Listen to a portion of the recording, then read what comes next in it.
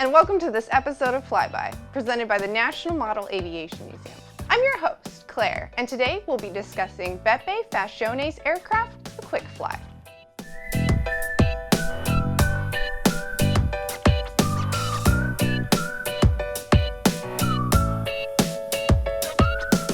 My name is Giuseppe Fascione, or Beppe for my friends, and I've been a modeler for 60 years.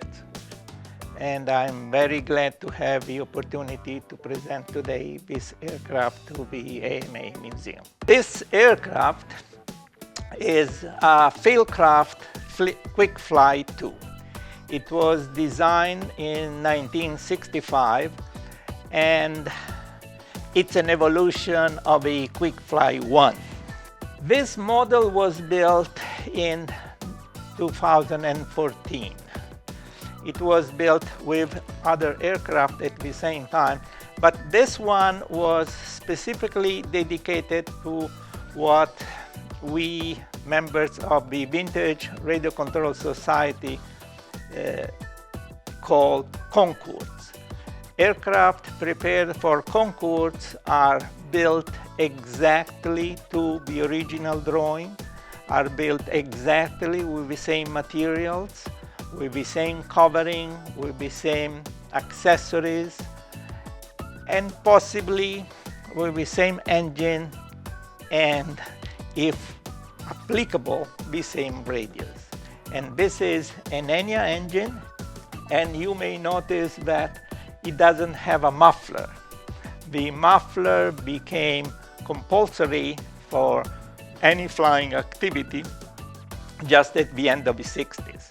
This engine is a typical radio control engine with a working carburetor, and there is a butterfly on the exhaust that closes when you go to idle in order to contribute to reduce the RPM.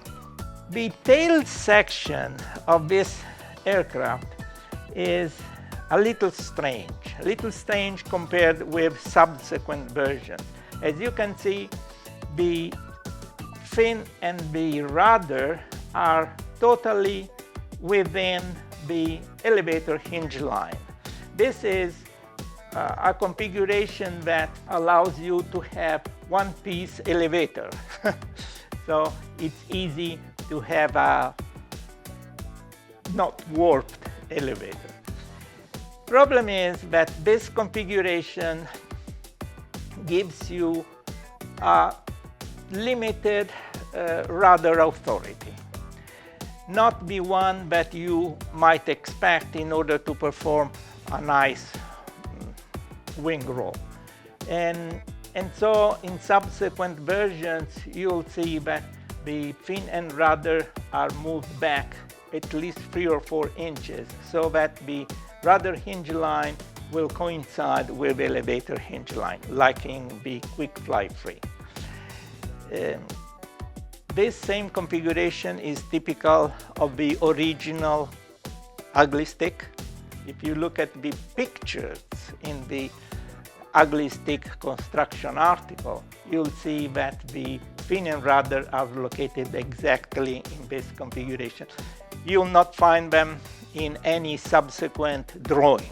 If you look at the pictures, you'll see that Phil originally conceived the tail section exactly like this.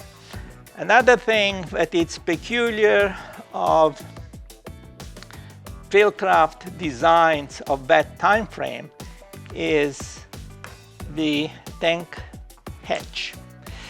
You know, it's not aerodynamically clean, but it's very nice to have the possibility to remove the hatch and look at the fuel tank inside. Usually when Fieldcraft was refueling the aircraft, had this hatch removed in order to see that the fuel tank was properly filled out, there were no leaks, and everything was working. So you'll see this ugly solution for a fuel tank in many of the designs of that time frame. Is orange and blue like the paint scheme that Phil Craft used on this aircraft. Phil used to paint his aircraft. I've been covering my own aircraft with silk span since I was a kid, and this is the technique I continue to use even if I've been using monocoat or other thermoplastic coverings occasionally. But this is the kind of covering I like. This is my kind of covering. When you see something like this, you can say Beppe made it. All the basic structure is given a few coats of clear dope.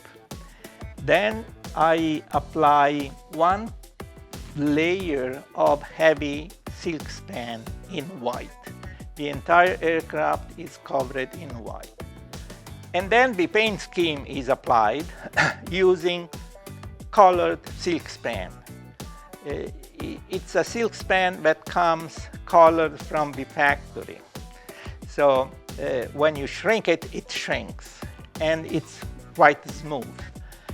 I apply the colored silk span on top of the white, and therefore orange is orange, blue is blue. What you see as white trim is just the bottom layer showing between the two colored sections. When the entire aircraft is almost shiny, I have to apply fuel-proof product.